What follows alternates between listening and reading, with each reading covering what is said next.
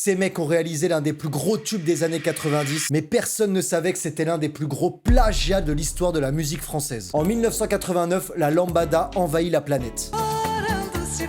C'est un matraquage inédit. Le clip passe 250 fois à la télé en un seul été grâce à un deal énorme entre TF1 et Orangina, et le monde entier pense découvrir un groupe brésilien authentique qui se nomme Kaoma. Mais en coulisses, l'histoire est bien plus sombre. Le groupe Kaoma n'existe pas. C'est un pur produit marketing assemblé à Paris par deux producteurs français, Jean Caracos et Olivier Lorsac. Ils ont pris une chanteuse brésilienne, ils ont pris des danseurs français et ils ont surtout emprunté une mélodie qui ne leur appartenait pas sans rien demander à personne. La chanson originale s'appelle Llorando Se Fu, désolé pour la prononciation. Elle a été écrite 8 ans plus tôt par le groupe bolivien Los Jarcas. Je m'excuse encore. Les deux producteurs français étaient en vacances et ont entendu la mélodie et ils ont simplement remplacé la flûte de Pan par un accordéon. Et ils ont direct senti le succès. Et le pire dans tout ça, c'est que pour toucher l'argent, Olivier Lorsac, l'un des deux producteurs, s'inscrit à la SACEM sous un faux nom, Chico de Oliveira. Et il encaisse 5 millions d'euros de droits d'auteur en une seule année. Mais les véritables auteurs boliviens, les frères Hermosas, finissent par entendre leur tube planétaire à la radio. Ils attaquent immédiatement en justice avec l'aide du géant EMI. Et la bataille est assez courte, tellement le plagiat est évident que les producteurs français capitulent en 1991. Et ils sont condamnés à verser 6 millions de francs de l'époque en dédommagement. La lambada est devenue un tube qui s'est vendu à plus de 15 millions d'exemplaires et heureusement, c'est aujourd'hui les frères boliviens qui touchent la majeure partie des revenus.